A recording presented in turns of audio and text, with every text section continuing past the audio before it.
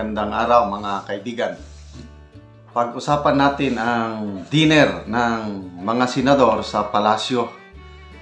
Ginanap just after the INC rally, yung peace rally noong January 13.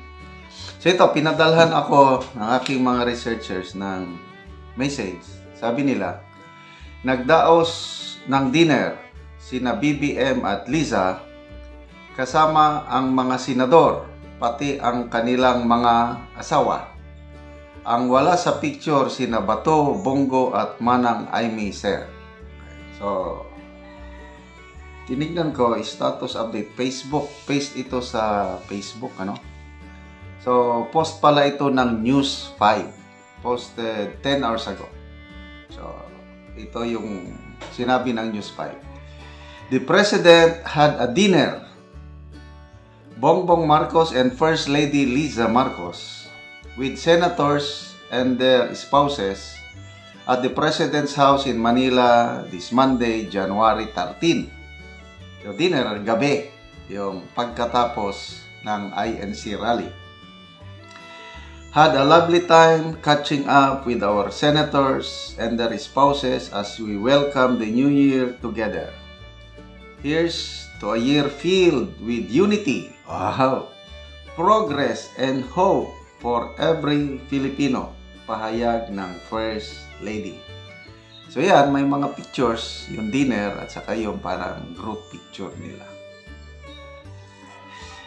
So, ano bang pinag-usapan?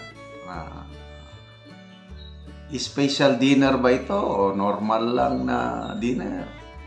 Sa military, merong tinatawag na New Year's Call. So, yung first or second week ng January, ang mga officers magbisita talaga sa commanding general, ayun, New Year's Call. Konting get together. So, I don't know, itong dinner ba ito is parang New Year's Call ng mga senador and their spouses with the President and the First Lady. Kaya lang, ang nakakaano dyan is yung timing. Medyo na-curious ako yung timing. Bakit itinaon ang dinner yung just after yung malakihang INC rally? May pinag-usapan ba tungkol sa political situation sa bansa o simpleng get together lang? Okay, so tingnan natin people who reacted. 5,100 people who reacted. Nako, ang dami ang tumawa. 3,700 tinatawanan yung dinner na yan. Halos 80%. Ang nag-like lang at nag-love is almost 1,000. All the rest, either tumatawa, nagagalit, umiiyak, nasyak, at iba-ibang emosyon. So, ibig sabihin, halos 80% ang hindi natuwa or wala lang, tinatawanan. Baliwala itong dinner na ito, no? Okay, magbasa tayo sa mga comments. Anong masasabi ng netizens tungkol sa dinner na ito, no? Raudon Jola, sabi niya, ha ha ha, nag-mutong na dahil sa rally ng INC, kinabahan na. Gastos na naman ng pera ng bayan, milyon na naman ang ginastos dyan. Grabe talaga. Harap-harapang pangungurakot.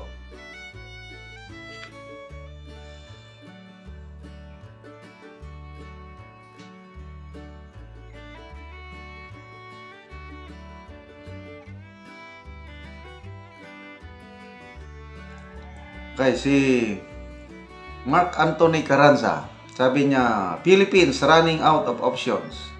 Mapakaliwa kanan lahat, tapon bilang lang ang qualified to serve. Hana Estepa, gastos na naman. Pera ng taong bayan yan. Kasi dinner, Malacanang pa naman. Siyempre, masarap na pagkain.